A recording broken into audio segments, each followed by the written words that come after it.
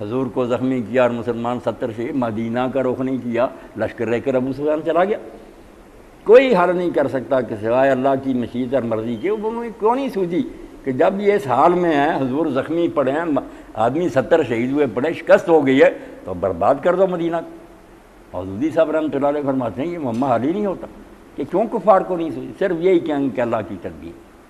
اور حضور صلی اللہ علیہ وسلم کو اللہ کی دی ہوئی حکمت سے یہ پتہ بھی تھا کہ یہ اپنی غلطی کو محسوس کریں گے اور دوبارہ لوٹیں گے، اس لیے رسول کریم علیہ السلام نے حکم دیا کہ خواہ کسی حال میں وہ پیچھا کر۔ تو لوگ زخمی، چور زخموں سے، کئی لوگ دوسروں کی ٹانگیں ٹوٹی ہوئی، مگر وہ غزوہ حمراء الاسد میں آپ کے ساتھ چل گئے۔ اور ادھر آپ نے ایک شخص جا رہا تھا مکے کو، اس سے کہا بھئی ہم آپ کی خدمت کریں گے، ابو سفیان اور اس کے لشکر کو نا ذرا ڈرا دینا۔ وہ گیا تو وہ واپس لوٹنے کا واقعی سوچ رہے تھے کہ ہم سے یہ کیا ہوا، ہم کیوں چھوڑ کر آ گئے کام نام کمر۔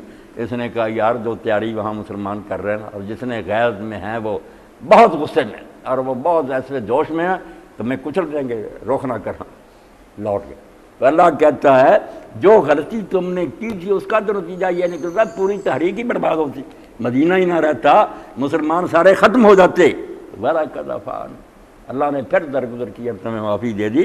وَاللَّهُ ذُو فَضْلٍ عَلَى الْمُؤْمِنِينَ اللہ مومنوں پر بڑا فضل کرنا، یہ اس کی مہربانی ہوئی کہ رسول علیہ السلام بھی بچ گئے، لوگ بھی بچ گئے، مدینہ بچ گیا۔ اِذْ تُصْعِدُونَ وَلَا تَلْوُونَ عَلَىٰ أَحَدٍ حال تمہارا اس وقت یہ تھا، اتنے بگوڑے ہو گئے تھے کہ تم منہ اٹھائے جدھر کو منہ ہو گیا دوڑے جا رہے، کوئی ادھر کو کوئی ہوش ہی نہیں تھی، بھاگ گئے۔ وَلَا تَلْوُونَ عَلَىٰ أَحَدٍ تم منہ موڑ کر کسی کو دیکھتے بھی نہیں تھے کہ دوسرا کہاں، یعنی ہر ایک کو اپنی پڑی ہوئی تھی۔ وَالرَّسُولُ يَدْعُوكُمْ فِي أُخْرَاكُمْ اور رسول تمہارے پیچھے آوازیں دے رہا تھا کہ اللہ کے بندو میری طرف آؤ، میری طرف، کوئی نہیں سنتا۔ یہ حال ہوا رسول کی نافرمانی کا۔ صحابہ جیسا گروہ پیغمبر خدا درمیان میں، اور قرآن نے کہا تھا کہ 3000 فرشتہ مدد کے لیے آئے گا۔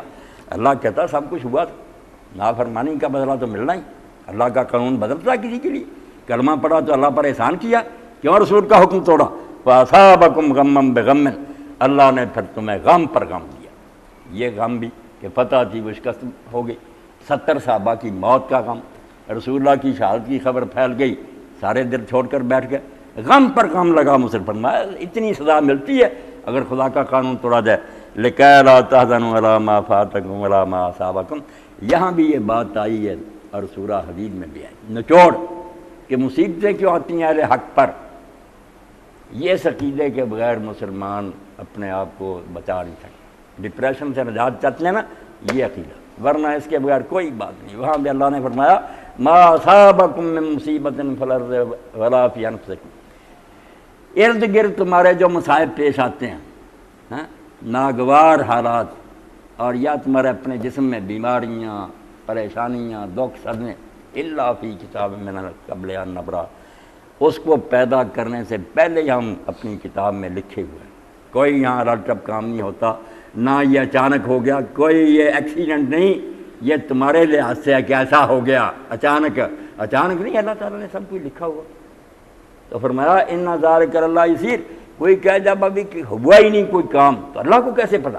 فرمایا اللہ کے لیے یہ بات بالکل معمولی ہے، اس کا علم محیط ہے، وہ بکل شیء علیم ہے، ازلی ابدی اس کا علم ہے، اس لیے وہ سب جانتا کیا ہوگا۔